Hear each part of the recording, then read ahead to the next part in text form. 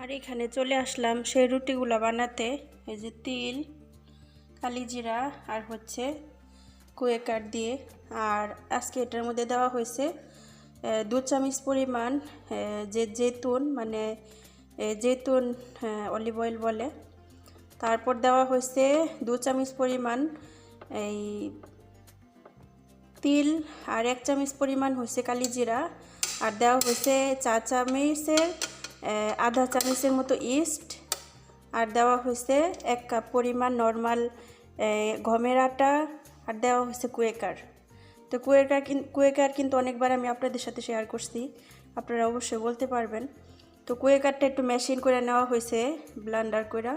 তারপর এখানে দেওয়া হয়েছে, দিয়ে তারপর লবণ পরিমাণ মতো। তাই যে দেখেন লোকটা। তো আসলে কুয়েকার অনেক অনেক অনেক নাকি প্রোটিন, অনেক উপকার শরীরের জন্য। তো ম্যাডাম ডায়েট করে বিদায় এই রুটিটা খায়, তো ভালোই লাগে। বেশি অনেক সময় সবাইও খায়। তো এখন বানাবো। তো তেল বেশি দিতে হয় না, হালকা একটু তেল দিয়ে জাস্ট ব্রাশ করা।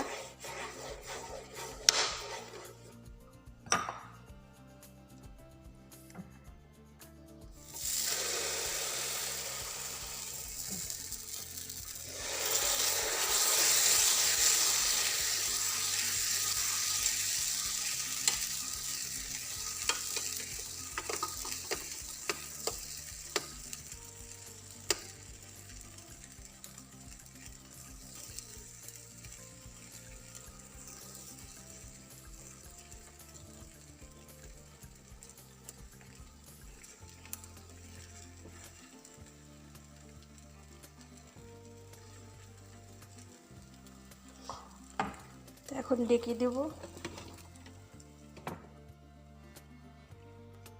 তো কিছুক্ষণ পর চলে আসলাম, দেখি কতটুকু হয়েছে। মাশাআল্লাহ মাশাআল্লাহ মাশাআল্লাহ।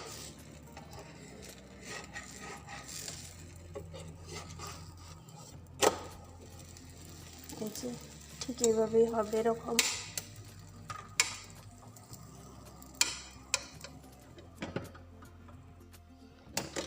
এই তো এখন হয়ে গেছে।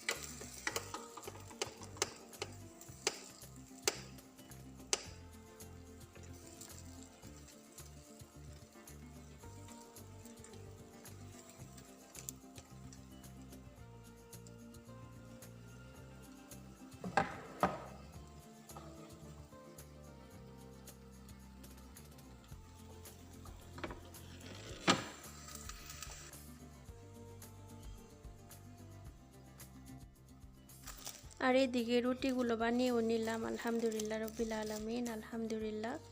তো দেখেন কি সুন্দর হয়েছে। আর এটা খেতে অনেক মজা, মাশাআল্লাহ মাশাআল্লাহ। বেশিরভাগ ডায়েটের জন্য অনেক স্পেশাল।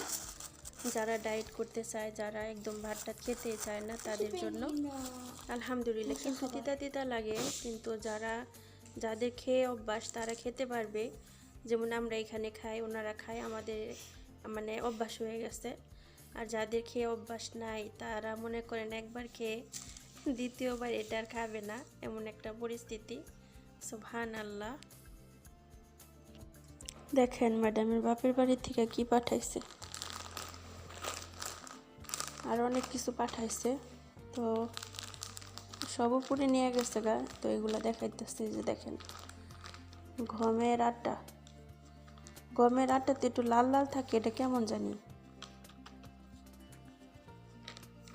মানে বুঝতেছি না তো কেমন আটা, বুঝলাম না। আমরা তো দেখি যে গমের আটা অন্যরকম, বাপের বাড়ি থেকে বলতে বাপের দেশে থেকে ওনারা কিনে আনছে একদম ফ্রেশ এগুলো। মানে কৃষকরা এই মানে চাষ কইরা ওগুলো আবার রেডি করে বিক্রি করে, এই আর কি। তো এই যে দেখেন কেমন আটটা বুঝলাম না, আমি কেমন জানি, আমি ভাবছি কি হয়তো বা কোনো ডালের গুঁড়া হইব বা কিছু, পরে দেখি যে এগুলো এই যে রাতের বেলা আনছে, পরে এই যে দেখেন কেমন জানি একটু কেমন কেমন জানি, সুবহানাল্লাহ।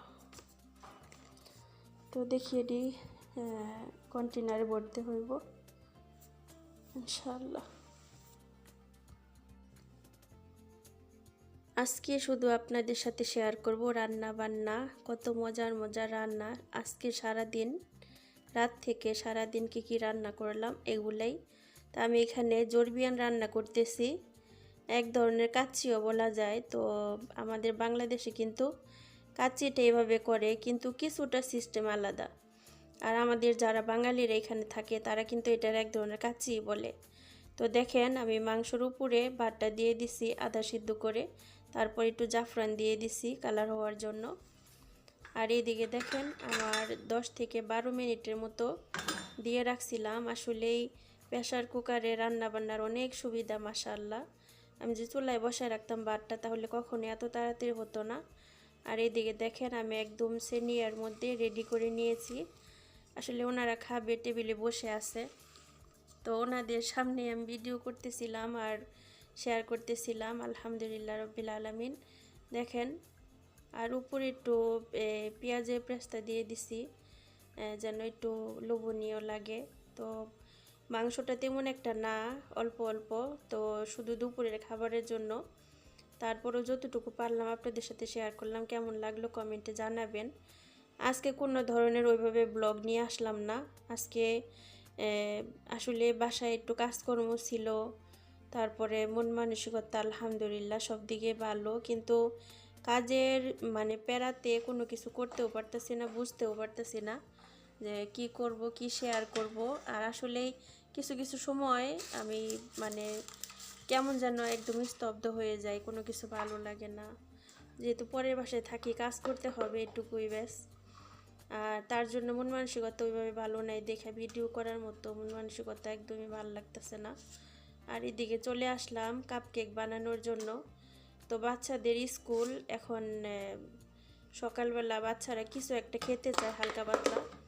ওরা যেমন স্কুলে বাস আসে তখন ওরা অপেক্ষা করে নিচে বসে, তখন কি হয় যে কিছু একটা খেতে চায়, 2-3 ঘন্টা অপেক্ষা করতে করতে খিদা লেগে যায়। তো আমি ভাবতেছি কিছু একটা করি যেন বাচ্চারা হালকা পাতলা খেতে পারে। অনেক দিন হয়ে গেছে কাপকেক বানাই না, তো আজকে ফাইনালি বানিয়ে ফেললাম। একটা হচ্ছে চকলেট আর একটা হচ্ছে নর্মাল সাদা কাপকেক বানাইতেছি। তো সব কিছুতে কাপকেক আপনারা আসলে আমি অনেক কিছু শেয়ার করি রান্না বান্না। আমি জানি আরবিয়ানদের ঘরে থেকে যা বানাই, যা রান্না করি, আমার আপুরা, অনেক আপুরা রেসিপি দেখতে চায়। তো অবশ্যই কমেন্ট করবেন, কমেন্টে জানাবেন যারা শিখতে চান ইনশাআল্লাহ। আমার এখানে কিন্তু কাপকেকের যে কাগজটা আছে এটা কিন্তু একটু বড় সাইজের নিয়ে আসছে, যেহেতু এটা ফালানো যাবে না, তার জন্য আমি এভাবে বড়টার মধ্যে দিয়ে দিছি। তো আমি তো আর বিজনেস করতেছি না, বাসার মধ্যে খাবে, তার জন্য কাগজ বড় হলেও সমস্যা নেই, টেস্ট ভালো হলে হবে। আলহামদুলিল্লাহ রব্বিল আলামিন। তো এখন আমি দিয়ে দিলাম ইলেকট্রিক ওভেনে, কারণ আমাদের যে ওই ওভেনটা আছে ওটার মধ্যে নিচের আগুনটা একদম স্লো, তার জন্য ভালো লাগতেছে না। তো এখানে দিয়ে দিলাম, অন করে দিলাম এখানে। তো আমি এখন একটু উপরে চলে যাব, মেজু মেয়ের কাছে দিয়ে যাব একটু দেখার জন্য ইনশাআল্লাহ। তা আপনারাও দেখতে থাকুন, আশা করি ভালো লাগবে পুরো ব্লগটা ইনশাআল্লাহ। তো এইদিকে আমি ওভেনে দিয়ে দিলাম এখানে। তো এইদিকে মেয়ের কাছে দিয়ে গেছিলাম যে একটু দেখার জন্য। দেখেন কেমন হয়ে গেছে, ইনশাআল্লাহ আমি আবার সুন্দর করে বানাবো, তখন আবার আপনাদের সাথে সুন্দর করে শেয়ার করব ইনশাআল্লাহ। তো আজকে যেহেতু টেস্ট আবার ওকে, টেস্ট অনেক ভালো হয়েছে, কিন্তু উপরে একটু সাইজটা খারাপ হয়েছে। তো সবার কাছে কেমন লাগলো কমেন্টে জানাবেন। সবাই ভালো থাকবেন, সুস্থ থাকবেন। আল্লাহ হাফেজ, আসসালামু আলাইকুম।